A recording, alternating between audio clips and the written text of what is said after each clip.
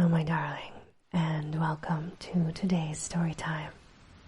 Today we are reading The Color Out of Space by HP Lovecraft. If you like what you hear, please make sure to like, comment, and subscribe. And now, on with our story time.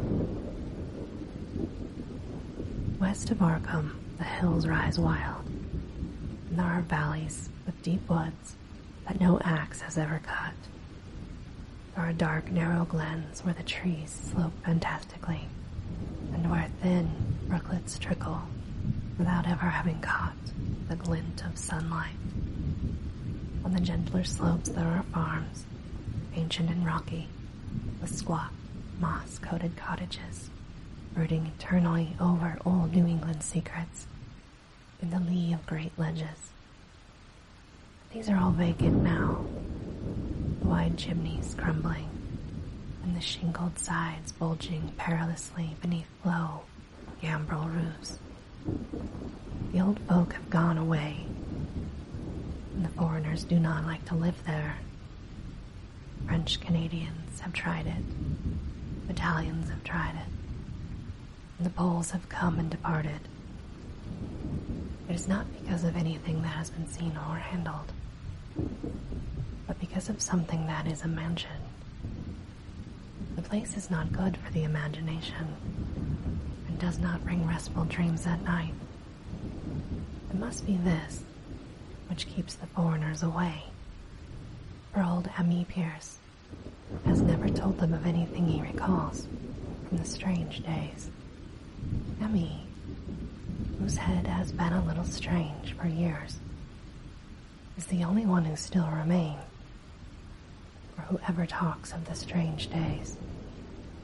And he dares to do this because his house is so near the open fields and the traveled roads around Arkham. There was once a road over the hills and through the valleys that ran straight where the blasted heath is now. But the people ceased to use it, and a new road was laid, curving far toward the south.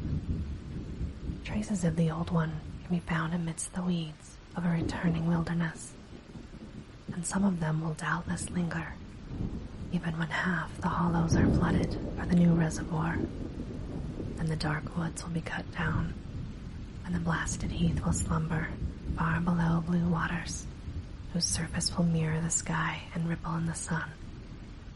And the secrets of the strange days will be one with the deep secrets, one with the hidden lore of old ocean, and all the mystery of primal earth.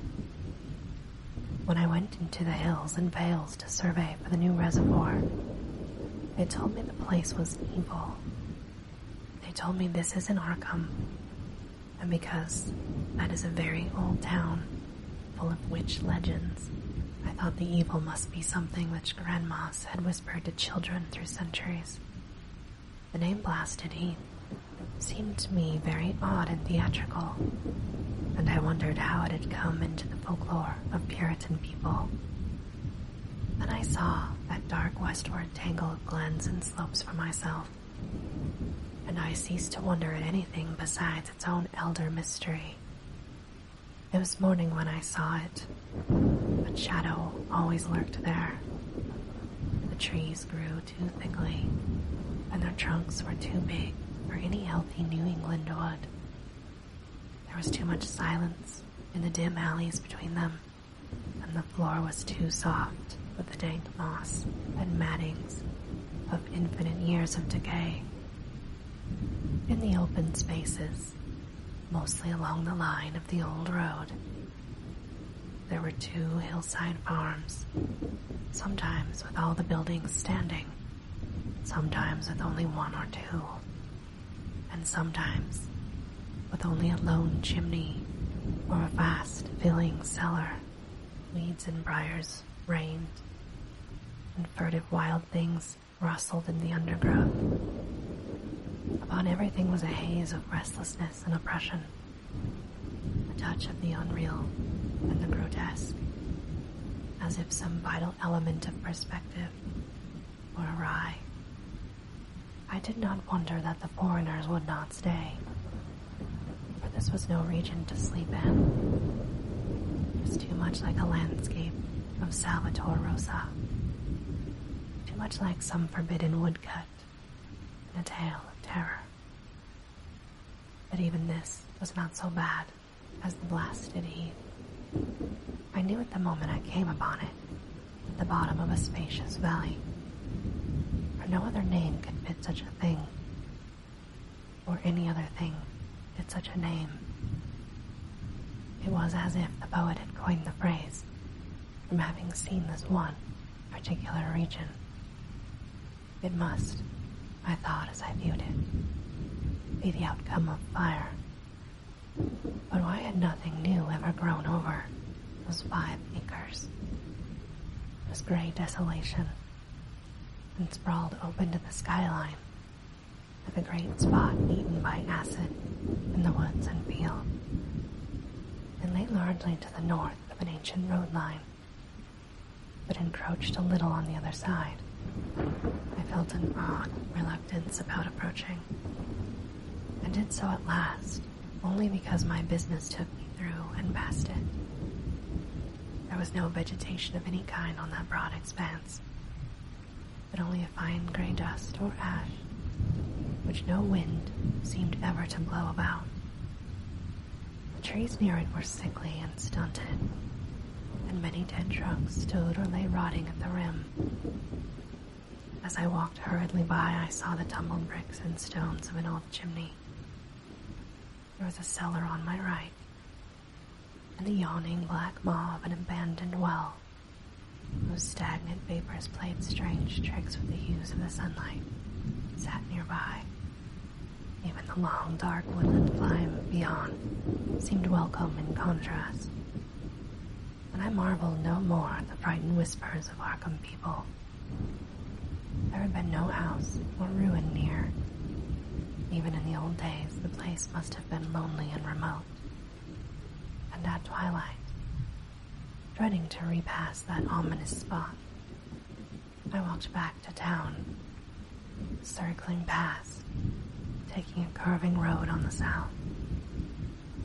I vaguely wished some clouds would gather, for an odd timidity about the deep sky, the voids above, had crept into my soul.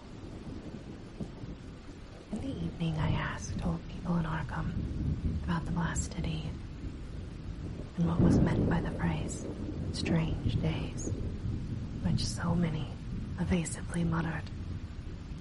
I could not, however, get any good answers, except that all the mystery was much more recent than I dreamed. It was not a matter of old legend at all, but something within the lifetime of those who spoke it.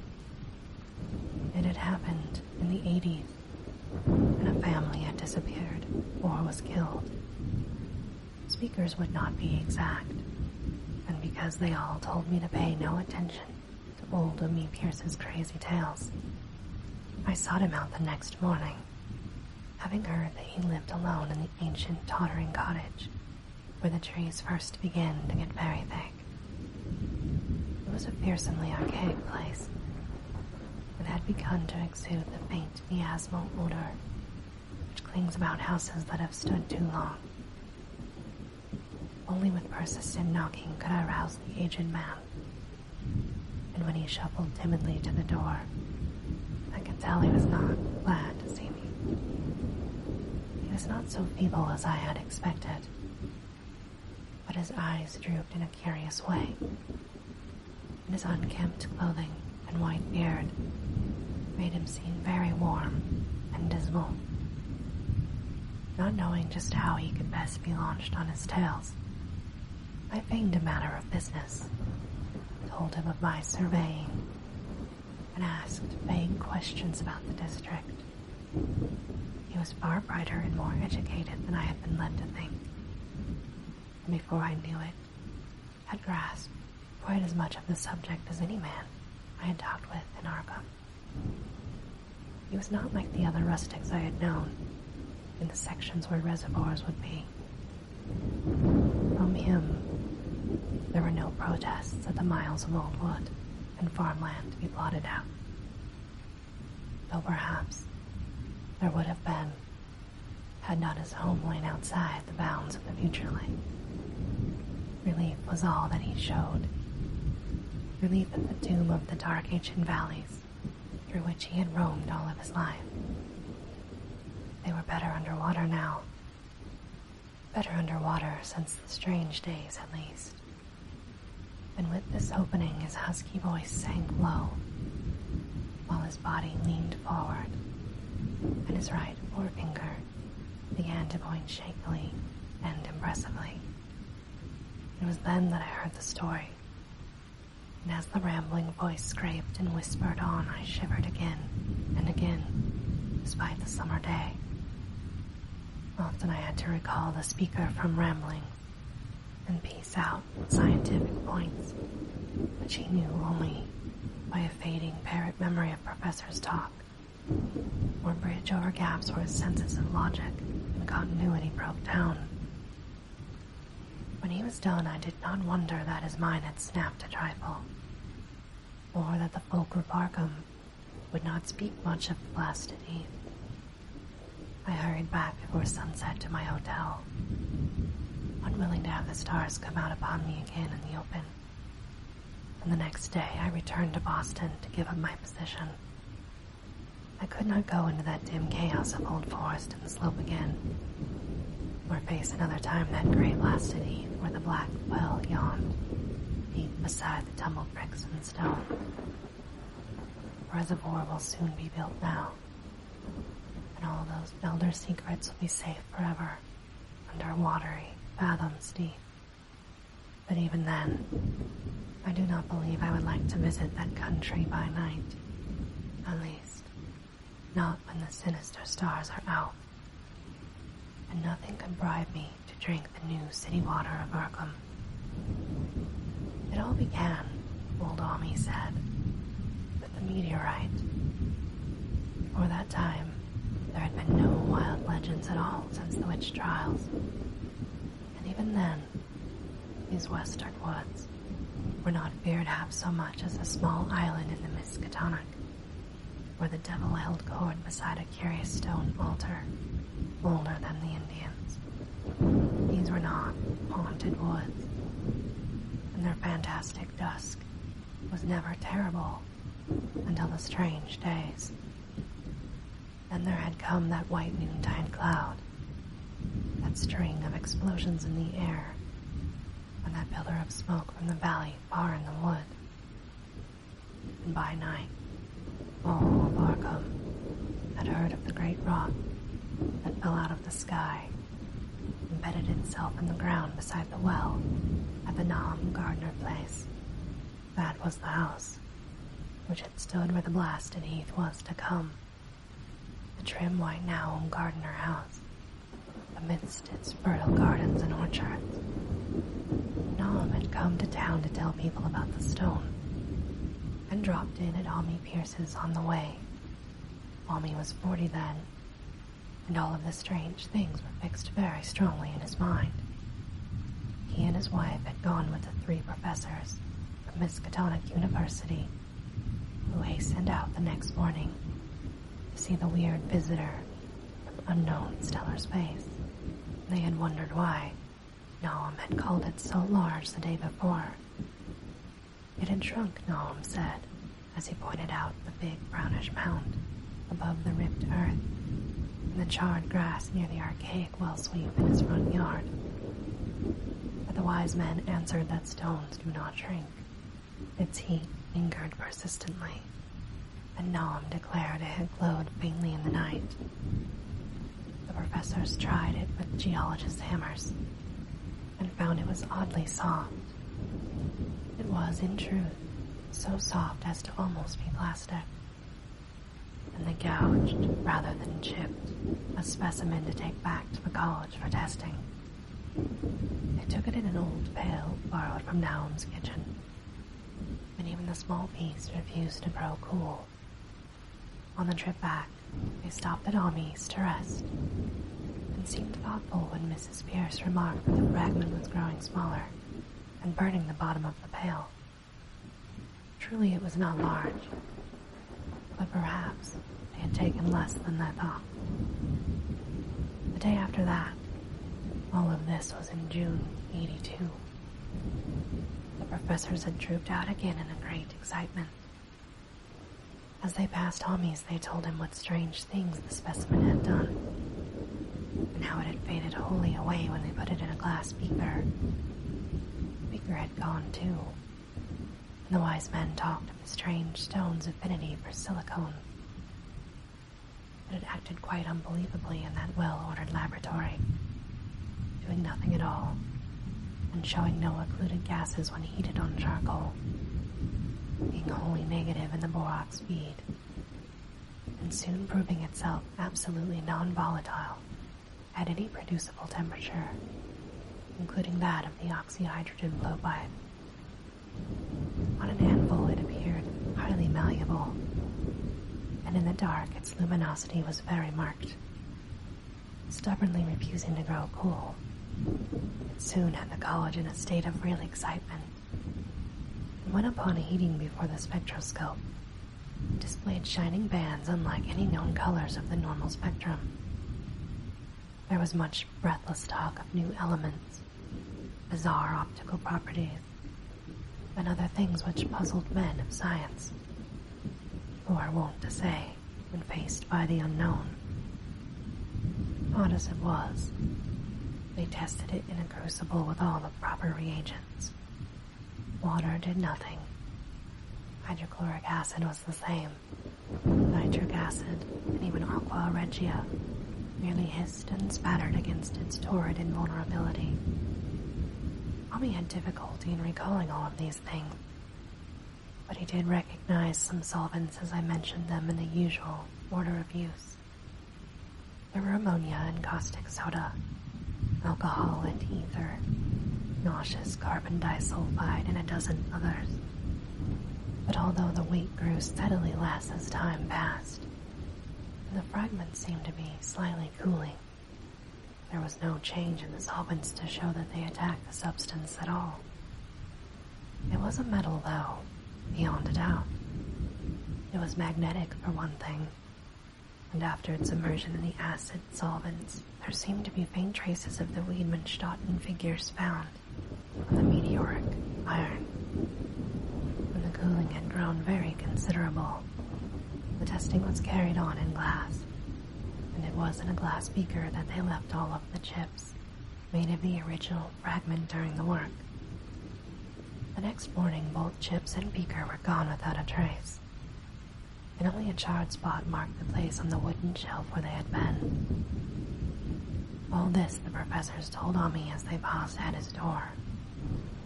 Once more he went with them, to see the stony messenger from the stars, though this time his wife did not accompany him. It had now most certainly shrunk, and even the sober professors could not doubt the truth of what they saw. All around the dwindling brown lump near the well was a vacant space, except where the earth had caved in, and whereas it had been a good 7 feet across the day before, it was now scarcely 5. It was still hot, and the sages studied its surface curiously as they detached another and larger piece with hammer and chisel. They gouged deeply this time, and they pried away the smaller mass, seeing that the core of the thing was not quite homogeneous.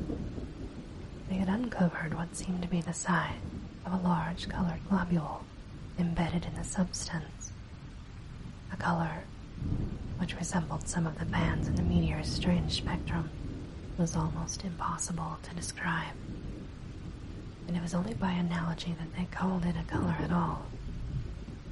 Its texture was glossy, and upon tapping it, it appeared to promise both brittleness and hollowness. One of the professors gave it a smart blow with a hammer, and it burst with a nervous little pop. Nothing was emitted, and all trace of the thing vanished with the puncturing, and left behind a hollow, spherical space about 3 inches across, and all thought it probable that others would be discovered as the enclosing substance wasted away. Conjecture was so vain, so after a futile attempt to find additional globules by drilling, the seekers left again with their new specimen, which proved, however, as baffling in the laboratory as its predecessor had been. Aside from being almost plastic, having heat, magnetism, and a slight luminosity, cooling slightly in powerful acids, possessing an unknown spectrum, wasting away in air, and attacking silicon compounds with mutual destruction as a result, it presented no identifying features whatsoever. And at the end of the tests, the college students were forced to own that they could not place it. It was nothing of this earth, but a piece of the great outside, and as such, dowered with outside properties, and obedient to outside laws. That night there was a thunderstorm, and when the professors went out to Nahum's the next day, they met with bitter disappointment. The stone, magnetic as it had been, must have had some strange electrical property, for it had drawn the lightning, as Nahum said, with a singular persistence. 6 times within an hour the farmer saw the lightning strike the furrow in the front yard. And when the storm was over, nothing remained but a ragged pit by the ancient well sweep, half choked with caved-in earth. Digging had borne no fruit. The scientists verified the fact of the utter vanishment. The failure was total, so that nothing was left to do but go back to the laboratory and test again the disappearing fragment, left carefully cased in lead. That fragment lasted a week, at the end of which nothing of value had been learned from it. When it had gone, no residue was left behind, and in time the professors felt scarcely sure they had indeed seen with waking eyes that cryptic vestige of the fathomless gulfs outside, that lone, weird message from the universes and other realms of matter, force, and entity. As was natural, the Arkham papers made much of the incident with its collegiate sponsoring and sent reporters to talk with Nahum Gardner and his family. At least one Boston Daily also sent a scribe. Nahum quickly became a kind of local celebrity. He was a lean, genial person of about 50, living with his wife and 3 sons on the pleasant farmstead in the valley. He and Ami exchanged visits frequently, as did their wives, and Ami had nothing but praise for him after all of these years. He seemed slightly proud of the notice his place had attracted, and talked often of the meteorite. That July and August were hot, and Nahum worked hard at haying in the 10-acre pasture across Chapman's Brook. His rattling, wane-wearying teeth ruts in the shadowy lanes between. Labor tired him more than it had in other years, and he felt that age was beginning to tell on him. Then fell the time of fruit and harvest. The pears and apples slowly ripened, and Nahum vowed that his orchards were prospering as never before. The fruit was growing to phenomenal size and unwanted gloss, and in such abundance that extra barrels were ordered to handle the future crop. But with the ripening came sore disappointment, for all that gorgeous array of lusciousness was not one single jolt that was fit to eat. Into the fine flavor of the pears and apples crept a stealthy bitterness and sickishness, so that even the smallest of bites produced a lasting disgust. It was the same with the melons and tomatoes. Nahum sadly saw that his entire crop was lost. Quick to connect events, He declared that the meteorite had poisoned the soil, and thanked heaven that most of the other crops were in the upland lot along the road. Winter came early and was very cold. Mommy saw Naum less often than usual, and observed that he had begun to look worried. The rest of his family, too, seemed to have grown taciturn, and were far from steady in their church-going, or their attendance at the various social events of the countryside. For this reserve or melancholy no cause could be found, though all the household now confessed poorer health and a feeling of vague disquiet. Naum himself gave the most definite statement. He said he was disturbed about certain footprints in the snow. They were the usual winter prints of red squirrels, white rabbits, and foxes. The brooding farmer professed to see something not quite right about their nature and arrangement. He was never specific. He appeared to think that they were not as characteristic of the anatomy and habits of squirrels and rabbits and foxes as they ought to be. Mommy listened without interest to his talk until one night when he drove past Naum's house in his sleigh on the way back from Clark's Corners. There had been a moon, and a rabbit had run across the road. And the leaps of that rabbit were longer than either Mommy or his horse liked. The latter, indeed, had almost run away when he brought up by a firm rein. Thereafter, Mommy gave Naum's tales more respect, and wondered why the gardener dogs seemed so cowed and quivering every morning. They had, it developed, nearly lost the spirit to bark. In February, the McGregor boys from Meadow Hill were out shooting woodchucks. Not far from the Gardner place, bagged a very peculiar specimen. Portions of its body seemed slightly altered in a strange way, impossible to describe, while its face had taken on an expression which no one had ever seen in a woodchuck before. Boys were genuinely frightened and threw the thing away at once, so that only their grotesque tales of it ever reached the people of the countryside. But the shying of the horses near Naum's house had now become an acknowledged thing, and all the basis for a cycle of whispered legend was fast taking form. People vowed that the snow melted faster around Naum's than it did anywhere else, and early in March, there was an odd discussion in Potter's general store at Clark's Corners. Even Rice had driven past Gardner's in the morning and had noticed that the skunk cabbages coming up through the mud by the woods across the road were huge. Never were things of such size seen before, and they held strange colors that could not be put into words.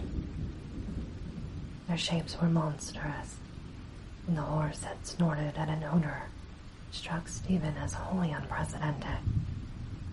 That afternoon, several people drove past to see the abnormal growth, and all agreed that plants of that kind ought never to sprout in a healthy world. Bad fruit of the fall was freely mentioned, and it went from mouth to mouth. There was poison in Naum's ground. Of course, it was the meteorite. And remembering how strange the men from the college found that stone to be, several farmers spoke about the matter to them. One day, they paid Naum a visit, but having no love of wild tales and folklore, were very conservative in what they inferred. The plants were certainly odd, but all skunk cabbages are more or less odd in shape and odor and hue. Perhaps some mineral element from the stone had entered the soil, but it would soon be washed away.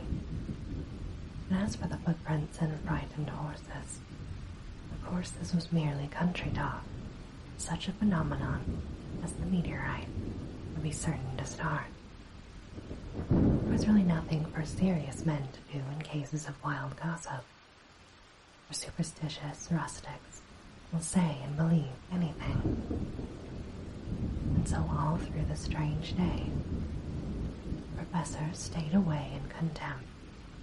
Only one of them, when given 2 files of dust for analysis in a police job over a year and a half later, recalled that the strange color of that skunk habit had been very like one of the anomalous bands of light shown by the meteorite fragment in the college spectroscope, and like the brittle globule found embedded in the stone in the abyss. The samples in this analysis case gave the same odd bands at first, though they later lost that property. The trees budded prematurely around Naum's, and at night they swayed ominously in the wind. Naum's second son, Thaddeus, a lad of 15, swore that they swayed also, and there was no wind, but even the gossips would not credit this. Certainly, however, restlessness was in the air. The entire Gardner family developed the habit of stealthy listening, though not for any sound which they could consciously name. The listening was, indeed, rather a product of moments when consciousness seemed to have to slip away. Unfortunately, such moments increased week by week, until it became common speak that something was wrong with all of Naum's family. When the early sacrifice came out, it had another strange color, not quite like that of the skunk cabbage, but plainly related and equally unknown to anyone who saw it. Naum took some blossoms to Arkham and showed them to the editor of the Gazette, but that dignitary did no more than write a humorous article about them, in which the dark fears of rustics were held up to polite ridicule. It was a mistake of Naum's to tell a stolid city man about the way great, overgrown morning cloak butterflies behave. But he told them anyway. It both brought kind of a madness to the country folk. Began that disuse of the road past Naum's, which led to its ultimate abandonment. It was the vegetation.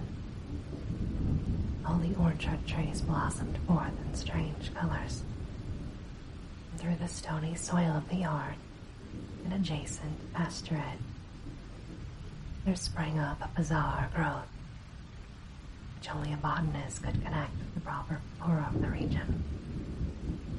No sane, wholesome colors were anywhere, except green grass and leaf pit, but everywhere those hectic and prismatic variants of some disease, underlay, primary tone, without a place among the known tints of earth, existed. The Dutchman's breeches became a thing of sinister menace.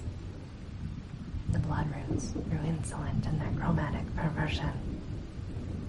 Mommy and the gardeners thought that most of the colors had a sort of haunting familiarity, and decided that they reminded one of the brittle globule in the meteor. Naum plowed and sowed the 10-acre pasture and the upland lot, but he did nothing with the land around the house. He knew it would be of no use, and hoped the summer's strange growths would draw all the poison from the soil. He was prepared for almost anything now, and had grown used to the sense of something near him, waiting to be heard. The shunning of his house by neighbors told on him, of course, but it told on his wife more. The boys were better off being at school every day. They could not help being frightened by the gossip. Thaddeus, an especially sensitive youth, suffered the most. In May, the insects came. Naum's place became a nightmare of buzzing and crawling. Most of the creatures seemed not quite usual in their aspects and motion, and their nocturnal habits contradicted all former experience.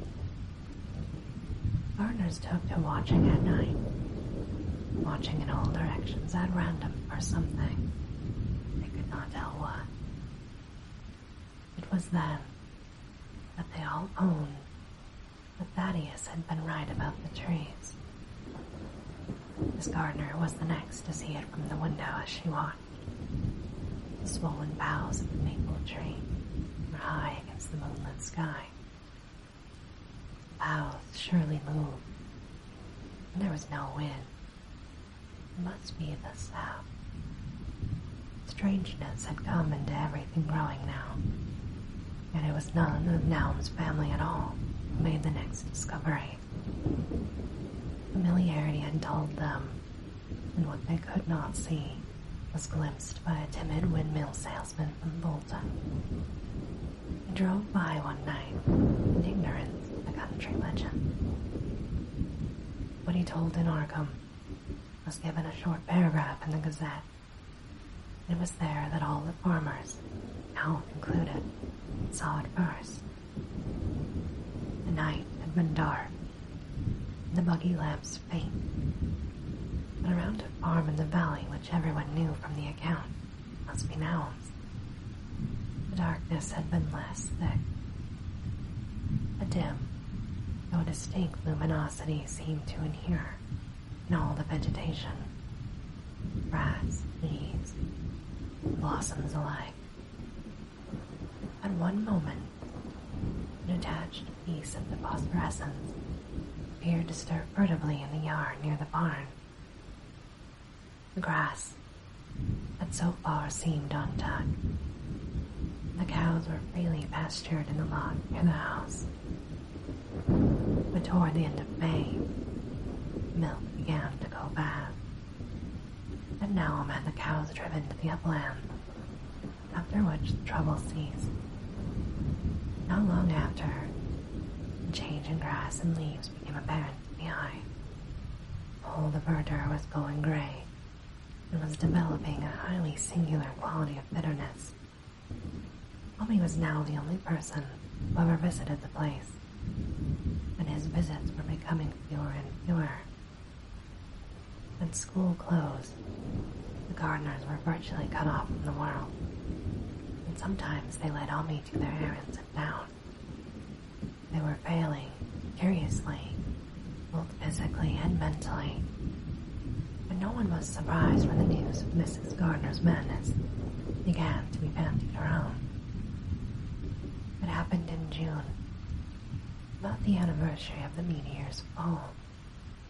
The poor woman screamed about things in the air she could not describe.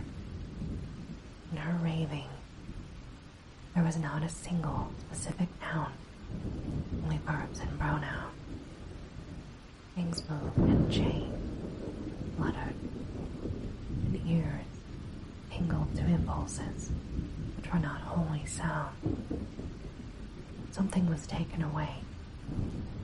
She was being drained of something. Something was fastening itself on her, but ought not to be. Someone must make it keep off. Nothing was ever still in the night. Walls and windows shifted. Naum did not send her to the country asylum. He let her wander around the house as long as she was harmless. Even when her expression changed, he did nothing. When the boys grew afraid of her, and Thaddeus nearly fainted at the way she made faces at him, he decided to keep her locked in the attic. By July, she had ceased to speak and crawled on all fours. Before that month was over, Naum got the mad notion she was slightly luminous in the dark. As he now clearly saw, was the case with all of the nearby vegetation. It was a little before this that the horses had stampeded. Something had aroused them in the night, and their neighing and kicking in their stalls had been terrible. There seemed virtually nothing do to calm them.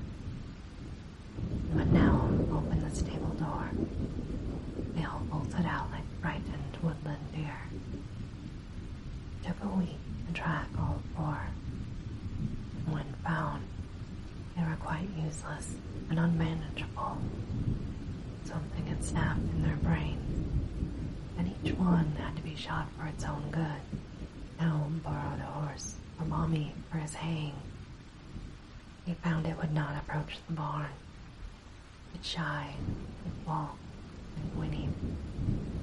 And in the end, he could do nothing but drive it into the yard, while the men used their own strength to get the heavy wagon gear near enough to hayloft for convenient pitching. And all the while, vegetation was turning gray and brittle. And the flowers whose hues had been so strange were graying now. And the fruit was coming out gray and dwarf, tasteless. The asters and goldenrod bloomed gray and distorted, and the roses and zinnias and hollyhocks in the front yard were such blasphemous-looking things that Naum's oldest boy, Ennis, cut them down. The strangely puffed insects died about that time. Even the bees that had left their hives were taken to the woods. By September, all the vegetation was fast crumbling to a grayish powder. Naum began to fear that the trees would die before the poison was out of the soil. His wife now had spells of terrific screaming. He and the boys were in a constant state of nervous tension. They shunned people now, and when school reopened, the boys did not go. But it was Omi, on one of his rare visits, who first realized that the well water was no longer good. It had an evil taste. It was not exactly fetid, or exactly salty. Naomi advised his friend to dig another well on higher ground and till the soil, make sure it was good again.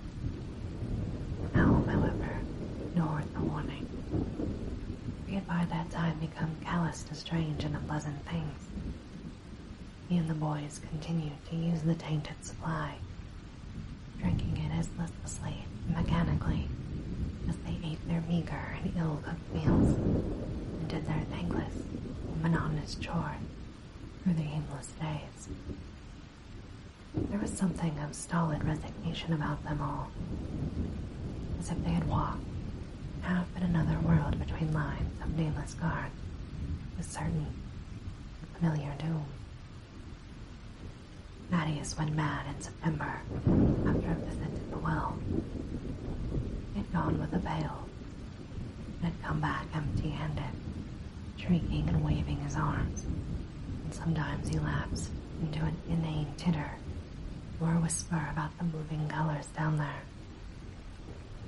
2 in 1 family was pretty bad, but Naum was very brave about that. He let the boy run about for a week until he began stumbling and hurting himself, and then he shut him in the attic room across the hall from his mother. The way they screamed at each other from behind their locked doors was very terrible, especially to little Merwin, who fancied they talked in some terrible language that was not of this earth. Merwin was getting frightfully imaginative, and his restlessness was worse after the shutting away of the brother who had been his greatest playmate.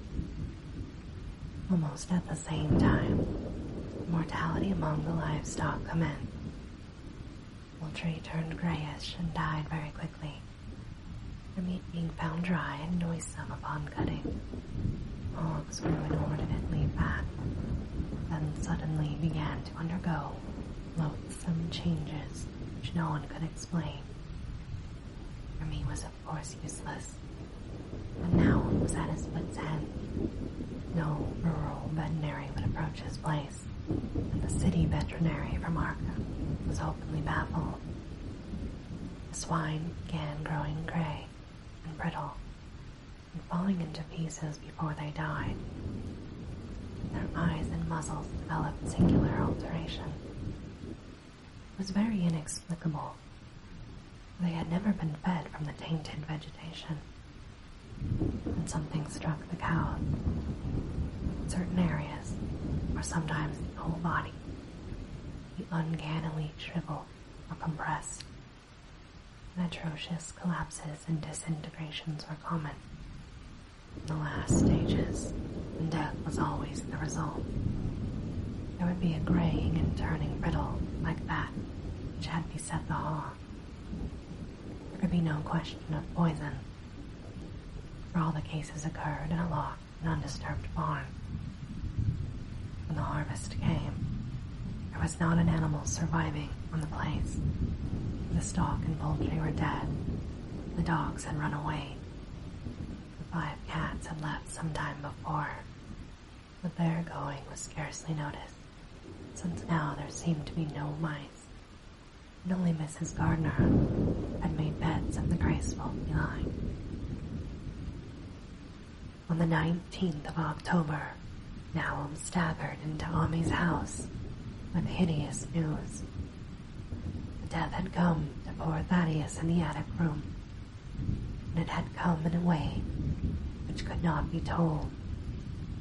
Nahum had dug a grave in the railed family plot behind the farm, and he had put therein what he found.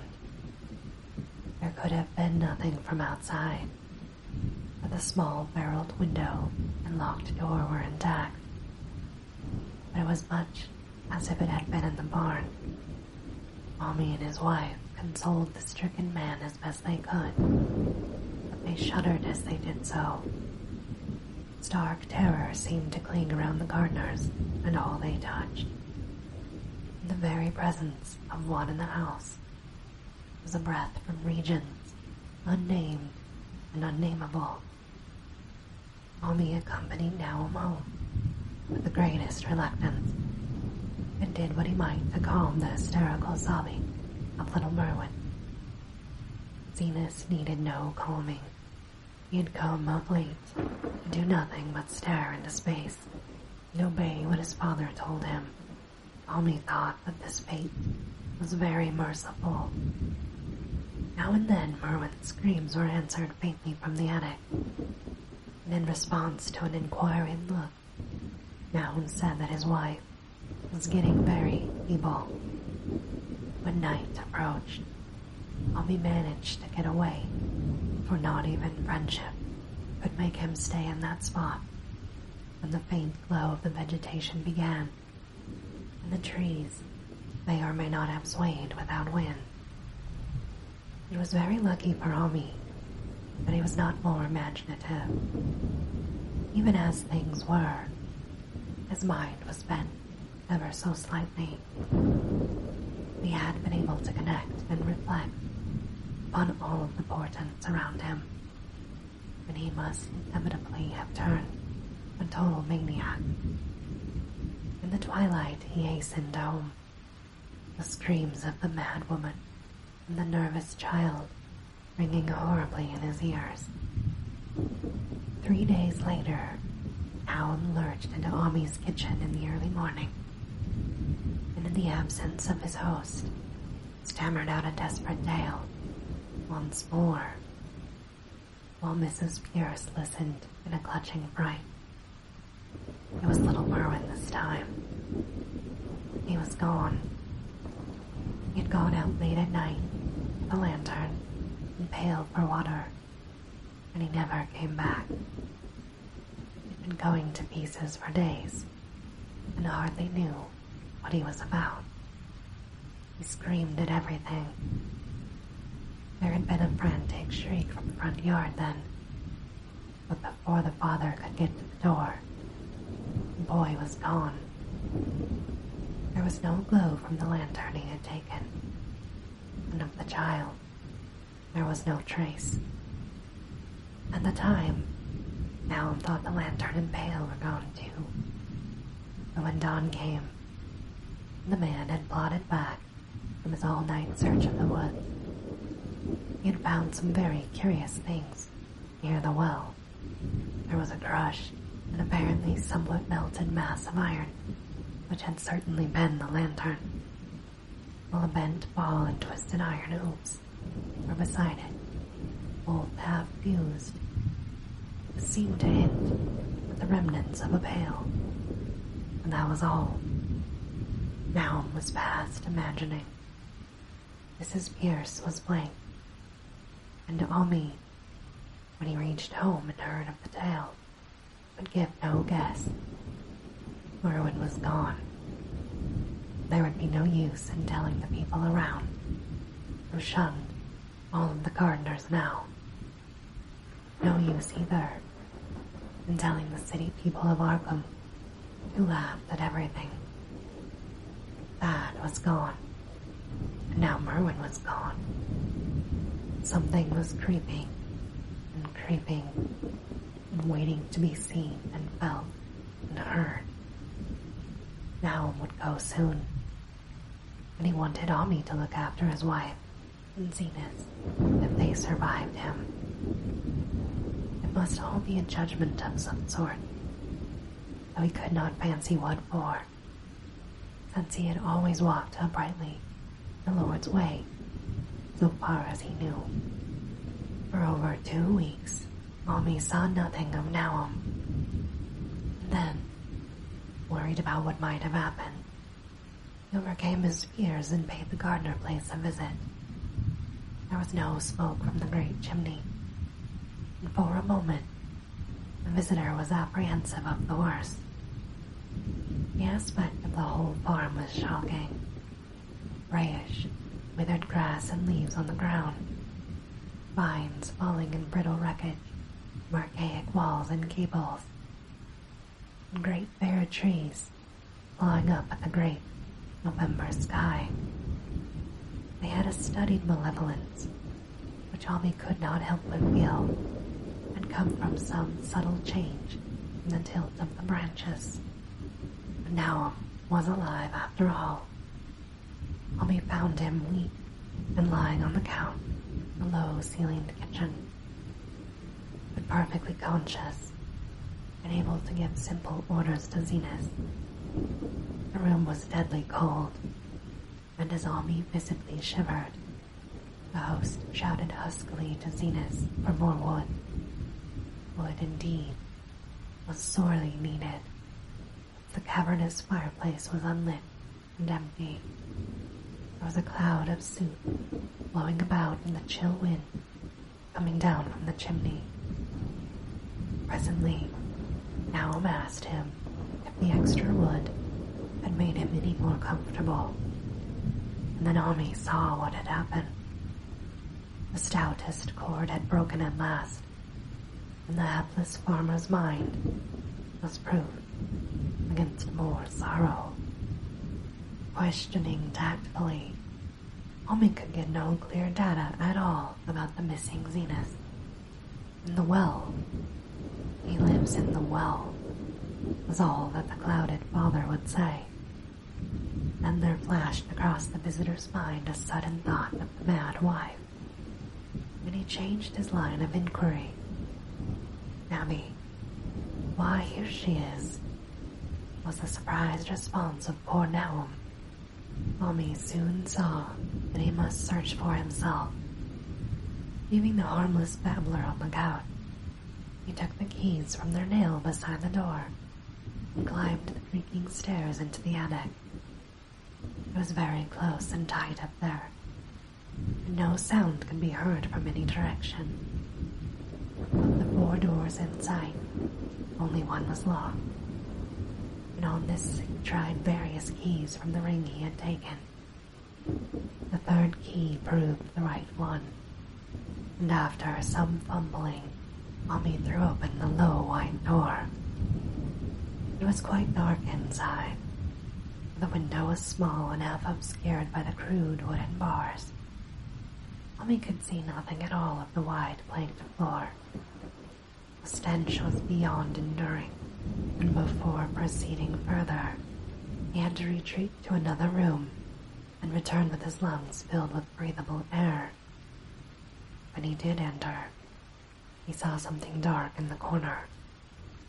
and upon seeing it more clearly, screamed outright. While he screamed, he thought a momentary cloud eclipsed the window, and a second later he felt himself brushed, as if by some hateful current of vapor. Strange colors danced before his eyes, and had not a present horror numbed him, he would have thought of the globule in the meteor that the geologist hammer had shattered, and of the morbid vegetation that had sprouted in the spring. As it was, he thought only of the blasphemous monstrosity which confronted him, and which all too clearly had shared the nameless fate of young Thaddeus and the livestock. But the terrible thing about this horror was that it was very slow, but perceptibly moved as it continued to grumble. Mommy would give no added particulars to this scene. The shape in the corner does not reappear in his tale as a moving object. There are things which cannot be mentioned, and what is done in common humanity is sometimes cruelly judged by the law. And gathered that no moving thing was left in that attic room, and that to leave anything capable of motion there would have been a deed so monstrous as to damn any accountable being to eternal torment. Anyone but a stolid farmer would have fainted or gone mad. But Ami walked, conscious, through that low doorway, and locked the accursed secret behind him. There would be no Naum to deal with now. He must be fed and tended, and removed to some place where he can be cared for. Commencing his descent of the dark stairs, Ami heard a low thud below him. He even thought a scream had suddenly been choked off.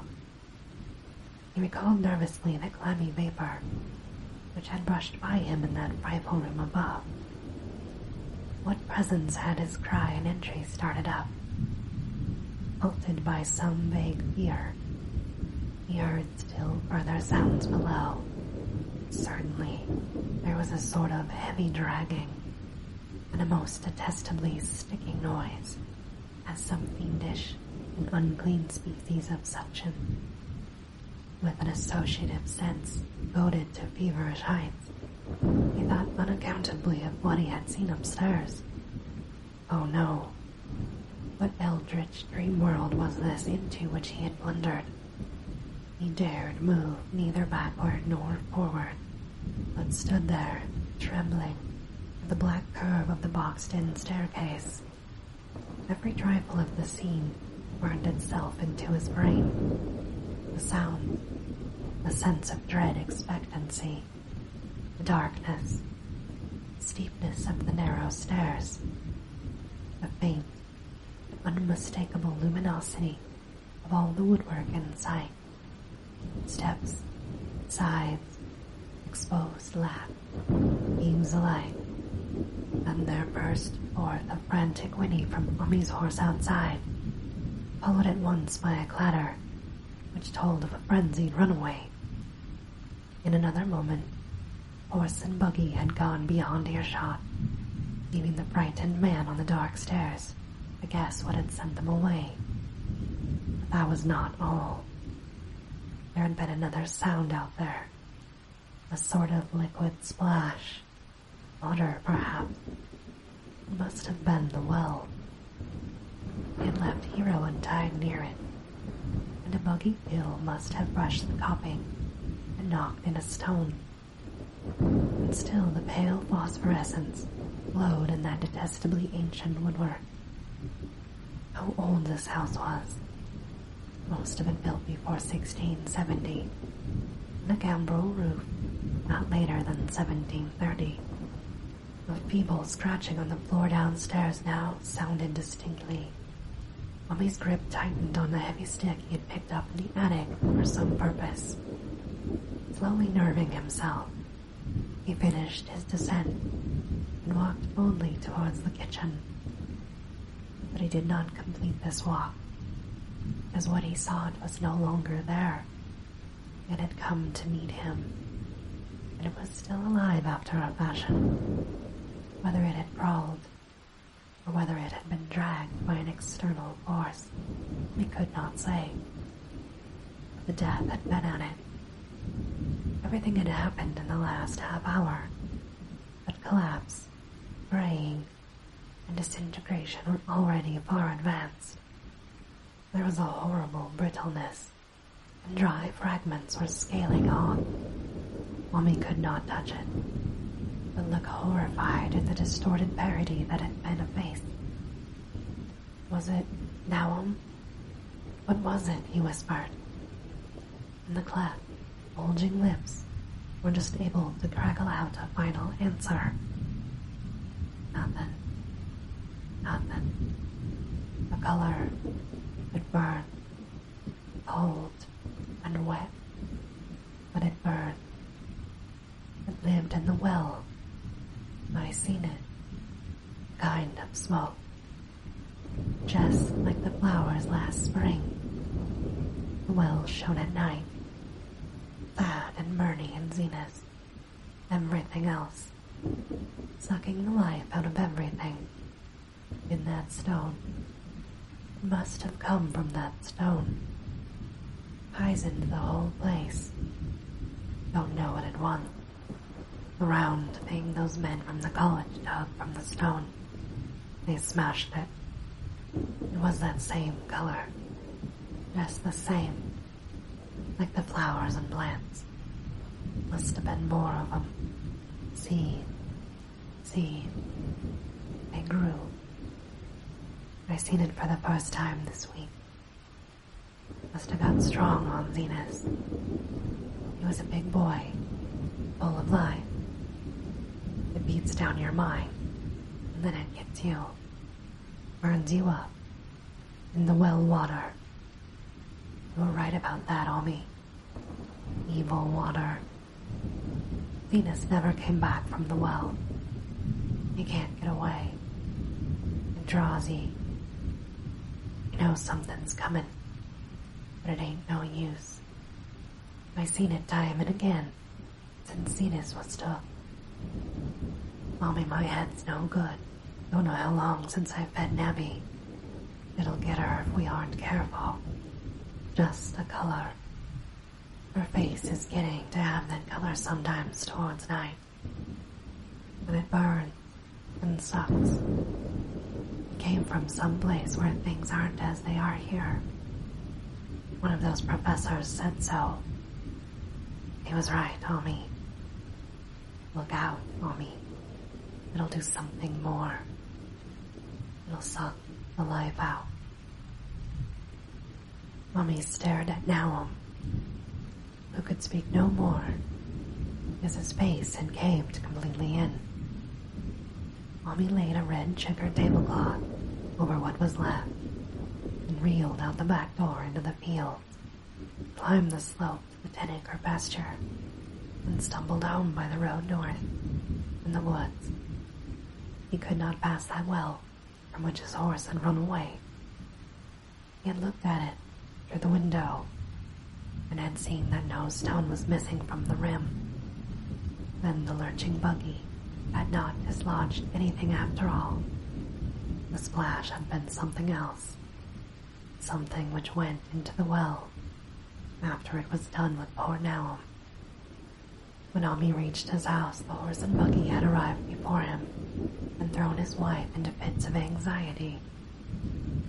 Reassuring her without explanations, he set out at once for Arkham and notified the authorities that the Gardner family was no more. He indulged in no details, but merely told of the deaths of Naum and Nabby, that of Thaddeus being already known, and mentioned that the cause seemed to be some strange ailment which had also killed the livestock. He also stated that Merwin and Zenas had disappeared. There was considerable questioning at the police station, and in the end, Mommy was compelled to take 3 officers to the Gardner farm, together with a coroner, a medical examiner, and the veterinary who had treated the diseased animals. He went much against his will, for the afternoon was advancing, and he feared the fall of night over that accursed place. But it was some comfort to have so many people with him. The 6 men drove out in a wagon, following Ambi's buggy, and arrived at the pest-ridden farmhouse around 4 o'clock. The officers were used to gruesome experiences, but not one of them remained unmoved at what was found in the attic and under the red checked tablecloth on the floor below. The whole aspect of the farm with its gray desolation was terrible enough, but those 2 crumbling objects were beyond all bounds. No one could look long at them, and even the medical examiner admitted that there was very little left to examine. Specimens could be analyzed, of course, though he busied himself in obtaining them. And here it develops that a very puzzling aftermath occurred at the college laboratory, where the 2 files of dust were finally taken. Under the spectroscope, both samples gave off an unknown spectrum. Many of the baffling bands were precisely like those which the strange meteor had yielded in the previous year. The property of emitting this spectrum vanished in a month. The dust thereafter, consisting mainly of alkaline phosphates and carbonates. Mommy would not have told the men about the well if he had thought they meant to do anything then and there. It was getting toward sunset, and he was anxious to be away, but he could not help glancing nervously at the stony curb by the great sweep.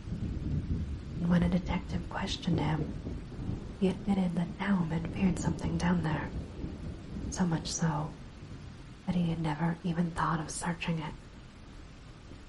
After that, nothing would do but that they empty and explore the well immediately. So Ami had to wait, trembling, while pail after pail of rank water was hauled up and splashed on the soaking ground outside. The men sniffled in disgust at the fluid, and toward the last held their noses against the feeder they were uncovering. It was not so long a job as they had feared, since the water was phenomenally low. There was no need to speak too exactly of what they found. Merwin and Zenas were both there, in part, though the vestiges were mainly skeletal. There was also a small deer and a large dog in about the same state, and a number of bones of smaller animals. The ooze and slime at the bottom seemed inexplicably porous and bubbling, and a man who descended on a handhold or a long pole found that he could sink the wooden shaft to any depth in the mud of the floor without ever meeting any solid obstruction. Twilight had now fallen, and lanterns were brought from the house. Then, when it was seen that nothing further could be gained from the well, everyone went indoors and conferred in the ancient sitting room. The intermittent light of a spectral half-moon played wanly on the gray desolation outside. Men were frankly nonplussed by the entire case, and could find no convincing common element to link the strange vegetable conditions, the unknown disease of livestock and humans, and the unaccountable death of Merwin and Zenas in that tainted well. They had heard the common country talk, it is true, but could not believe that anything contrary to natural law had occurred. No doubt the meteor had poisoned the soil, but the illness of persons and animals who had eaten nothing grown in that soil was another matter. Was it the well water? Very possibly. It might be a good idea to analyze it, but what peculiar madness could have made both boys jump into the well? Their deeds were so similar, and the fragments showed they had both suffered from the gray, brittle death. Why was everything so gray and brittle? It was the coroner, seated near a window overlooking the yard, who first noticed the glow about the well. Night had fully set in, and all the abhorrent ground seemed faintly luminous. with more than the fitful moonbeam. But this new glow was something definite and distinct.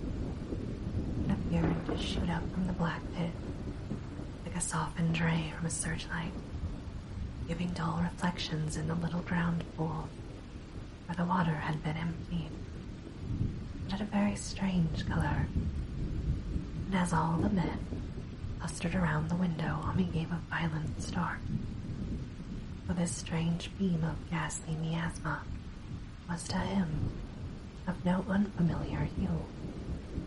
He had seen that color before, and feared to think of what it might mean. He had seen it in the nasty, brittle globule in that aerolite 2 summers ago. Had seen it in the crazy vegetation of the springtime.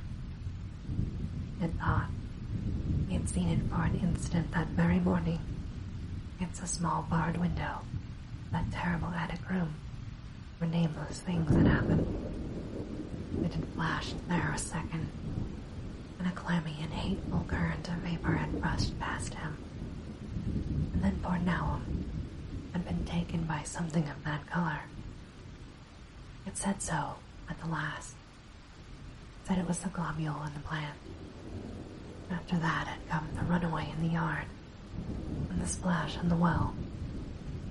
Now that well was belching forth tonight, pale, insidious beam of the same demonic hint. It does credit to the alertness of Ami's mind, but he puzzled, even at that tense moment, over a point which was essentially scientific. He could not but wonder at this gleaning of the same impression of a vapor glimpsed in the daytime against a window opening on the morning sky, and from a nocturnal exhalation seen as a phosphorescent mist against the black and blasted landscape. It wasn't right. It was against nature. And he thought of those terrible last words of his stricken friend. It come from someplace where things aren't as they are here. One of them professors said so. All 3 horses outside, tied to a pair of shriveled saplings by the road, were now neighing and pawing frantically. Wagon driver started for the door to do something. Nami laid a shaky hand on his shoulder. "Don't go out there," he whispered. "There's more to this, more that we do not know. Naum said something lived in the well. It sucks your life out. He said it must be somewhat growth, the round ball, like the one we all seen in the meteor stone that fell a year ago, June. Sucks and burns," he said. "It's just a cloud of color, like that light out there now. And you can hardly see, and can't tell what it is. Naum thought it feeds on everything living, and gets stronger all the time. He said he had seen it this last week. It must be something from away off in the sky, the men from the college said last year. The way it's made, and the way it works, ain't like no way in our world. It's something from beyond." So the men paused indecisively as the light from the well grew stronger, and the hitched horses pawed and whinnied in increasing frenzy.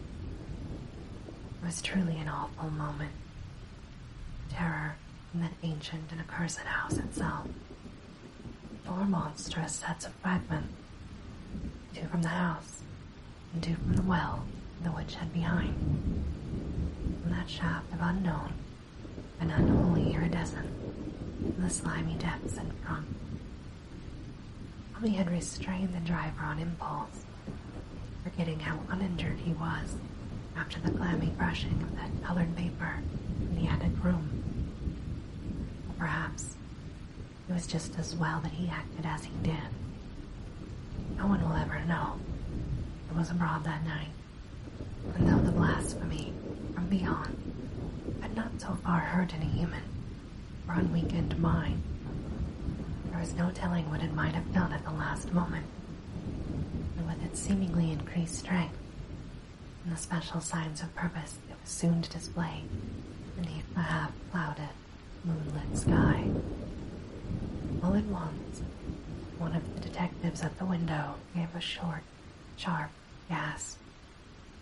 The others looked at him, and then quickly followed his own gaze upward to the point at which its idle, straying hand had been suddenly arrested. There was no need for words.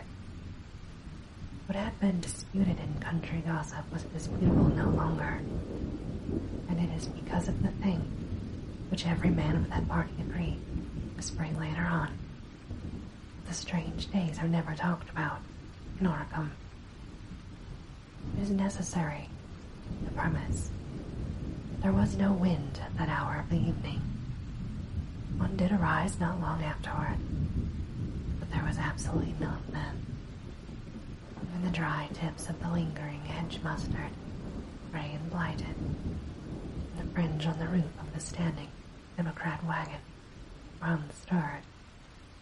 And yet, amid that tense, godless calm, the high bare boughs of all the trees in the yard were moving.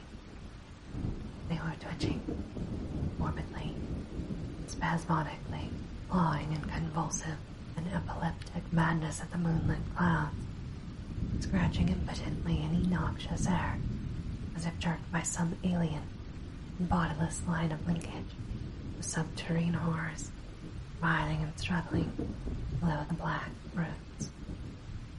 Not a man breathed for several seconds, and a cloud of darker depth passed over the moon, and the silhouette of clutching branches faded out momentarily.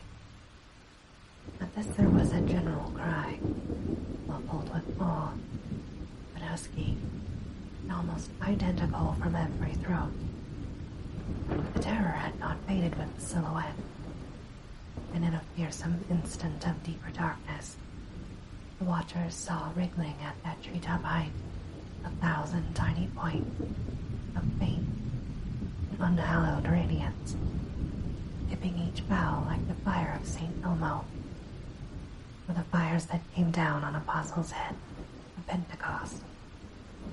It was a monstrous constellation of unnatural light, like a gutted swarm of corpse-fed fireflies dancing hellish sarabands over an accursed marsh, and its color was that same nameless intrusion which Mommy had come to recognize and dread.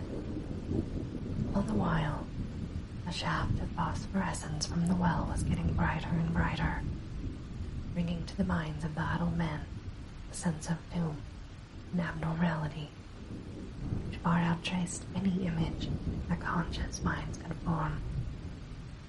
It was no longer shining out, it was pouring out.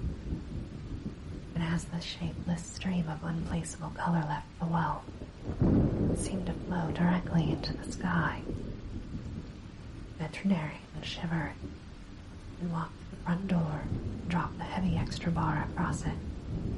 Mommy shook no less, and had to tug and point for lack of a controllable voice when he wished to draw notice to the growing luminosity in the trees.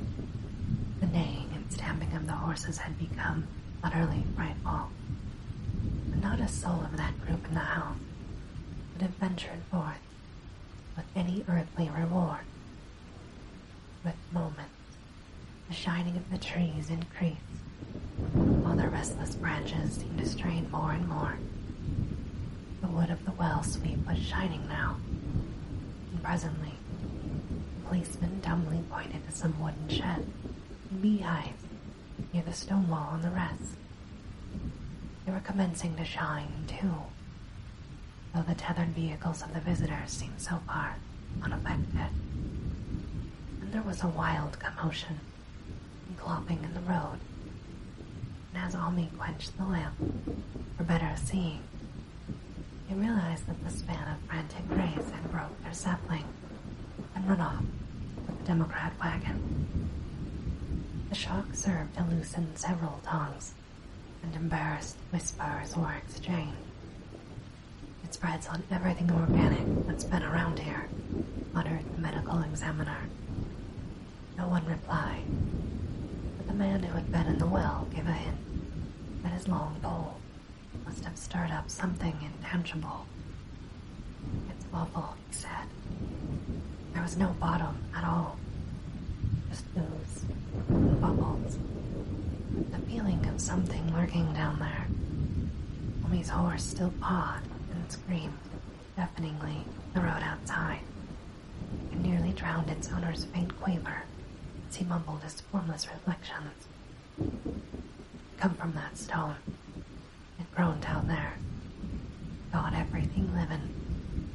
It fed itself on them, mind and body. Thad and Bernie, Zenas and Nabby. Alum was the last. They all drunk the water. God strong on 'em. Come from beyond, where things ain't like they are here. Now it's going home." At this point, as the column of unknown color flared suddenly stronger and began to weave itself into fantastic suggestions of shape. Each spectator later described these differently. There came from a poor tethered hero such a sound as no man before or since ever heard from a horse. Every person in that low-pitched sitting room stopped his ears. Nami turned away from the window in horror and nausea. Words could not convey it. When Nami looked out again, the helpless beast lay huddled, inert, on the moonlit ground between the splintered shafts of the buggy. That was the last of Hero until they buried him the next day. But the present was no time to mourn, for almost at this instant, a detective silently called attention to something terrible in the very room with them. In the absence of the lamplight, it was clear that a faint phosphorescence had begun to pervade the entire apartment. It flowed on the broad plank floor, and the fragment of rag carpet, and shimmered over the sashes of the small paned window. It ran up and down the exposed corner posts, coruscated about the shelf and mantel, and infected the very doors and furniture.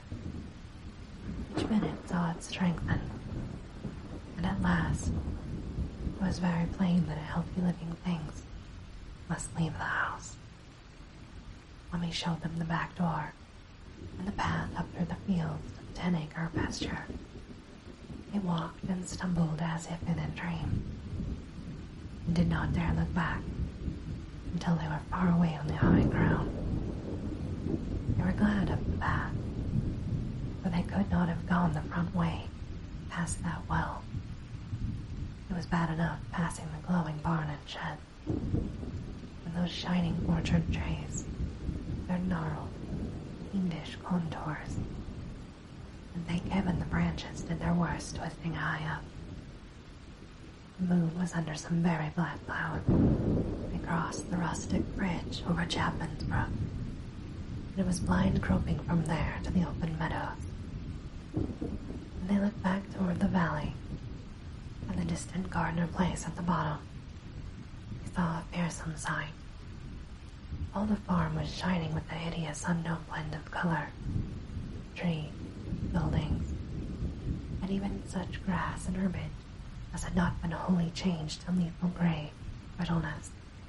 The boughs were all straining skyward, dipped with tongues of foul flame, and lambent tricklings of the same monstrous fire were creeping about the ridgepoles of the house, barn, and sheds. It was a scene from a vision of Fuseli, and over all the rest reigned that riot of luminous amphorousness, and that alien and undimensioned rainbow of cryptic poison from the well, seething, healing, lapping, reaching, scintillating, straining, and malignly bubbling in its cosmic, not recognizable chromaticism. And without warning, the hideous thing shot vertically up towards the sky like a rocket a meteor, leaving behind no trail, and disappearing through a round and curiously regular hole in the clouds. None of the men could even gasp or cry out. No watcher could ever forget that sight. Nami stared blankly at the stars at Cygnus and up, twinkling high above the others, where the unknown color melted into the Milky Way.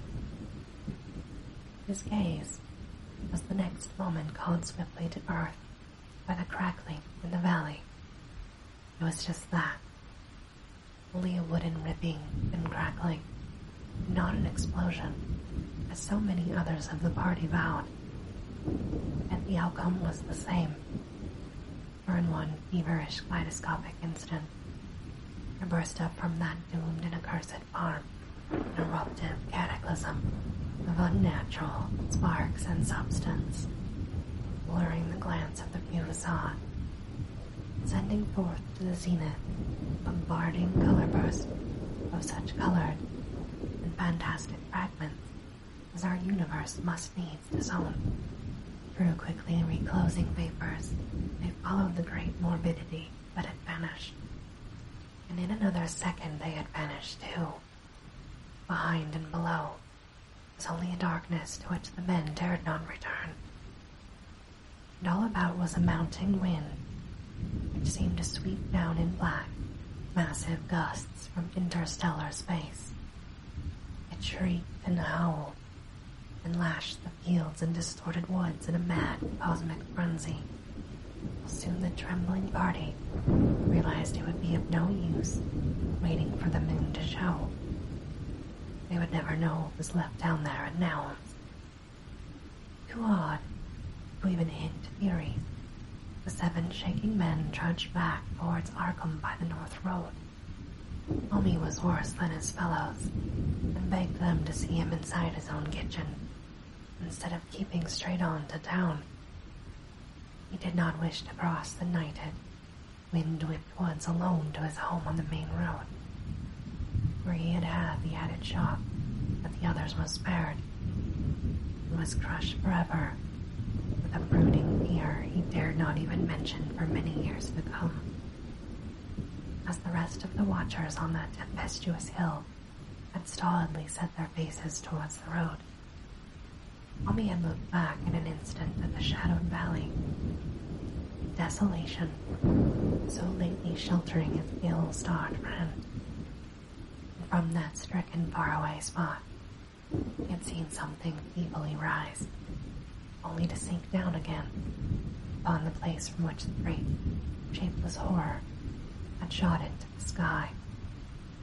It was just a color, but not any color of our earth or heaven. And because Ami recognized that color, and knew that this faint remnant must still lurk down in the well, he has never been quite right since. Ami would never go near that place again. It is over half a century now since the horror happened, but he has never been back there, and will be glad when the new reservoir blots it out. I shall be glad too, for I do not like the way the sunlight changed color around the mouth of that abandoned well I passed. I hope the water will always be very deep, but even so, I shall never drink it. I do not think I shall visit the Arkham country hereafter. 3 of the men who had been with Ami returned the next morning to see the ruins by daylight.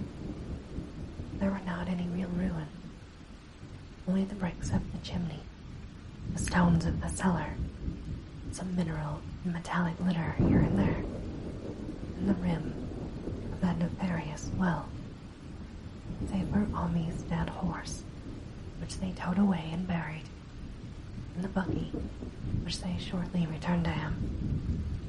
Everything that had ever been living there was gone. 5 eldritch acres of dusty gray desert remained, nor has anything ever grown there since.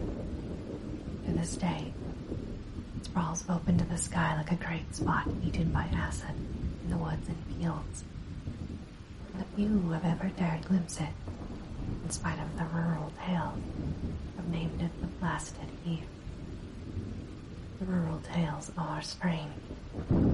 They may be even stranger if city men and college chemists would be interested enough to analyze the water from that disused well, or the gray dust that no wind seems ever to disperse.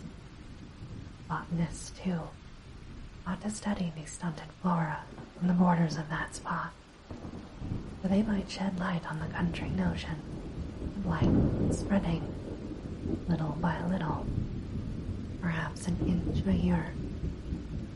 People say the color of the neighboring herbage is not quite right in the spring, and that wild things have strange prints in the lighter, thinner snow.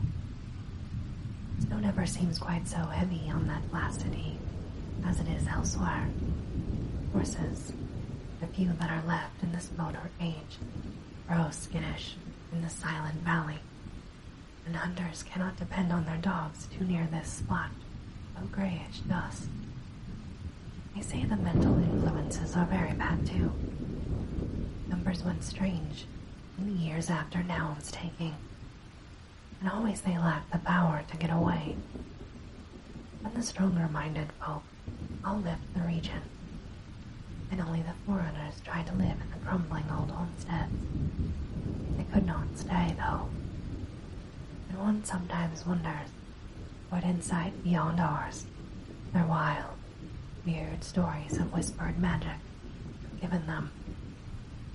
Their dreams at night, they protest, are very horrible in that grotesque country, and surely the very look of the dark realm is enough to stir a morbid fancy. No traveler has ever escaped a sense of strangeness in those steep ravines. An artist shiver as they paint thick woods, whose mystery is as much of the spirit as the eye. I myself am curious about the sensation I derive from my one lone walk before Ami told me his tale. When twilight came, I'd vaguely wished some clouds would gather, for the odd humidity of the deep sky bay voids above had crept into my soul. Do not ask me for my opinion. I do not know. That is all. There was no one but Ami to question. Arkham people will not talk about the strange days, and all three professors who saw the aerolite and its colored globule were dead. There were other globules. Depend upon that. One must have fed itself and escaped, and probably there was another which was too late. No doubt, it is still down in the well. I know there was something wrong with the sunlight I saw above that miasmal brink. Rustics say blight creeps an inch a year, so perhaps there is a kind of growth or nourishment even now. But whatever demon hatchling is there, it must be tethered to something, or else it would quickly spread. Is it fastened to the roots of those trees and claw the air? One of the current Arkham tales about it. Fat oaks that shine. They move as they ought not to do at night. What it is, only God knows. In terms of matter, I suppose the thing Ami described would be called a gas. But this gas obeyed laws that are not of our cosmos. This was no fruit of such worlds and suns that shine on the telescopes and photographic plates of our observatories. This was no breath from the skies. Those motions and dimensions our astronomers measure or deem too vast to measure.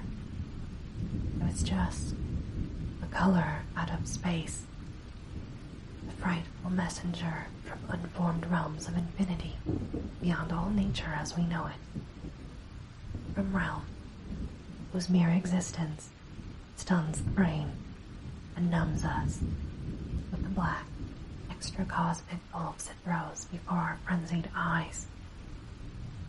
I doubt very much if Ami consciously lied to me.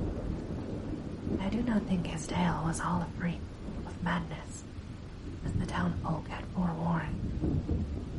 Something terrible came to the hills and valleys on that meteor, and something terrible, though I know not in what proportion, still remains. I shall be glad to see the wonder come.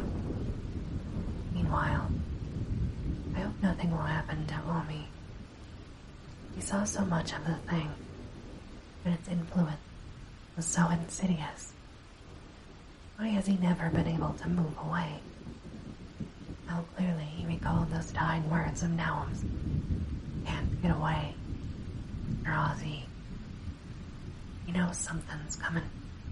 It ain't no use. Omi is such a good old man. When the reservoir gang gets to work, I must write the chief engineer. Keep a sharp watch on him. I would hate to think of him as the gray, twisted, brittle monstrosity which persists more and more in troubling my sleep. This, my darling, ends our story time for today.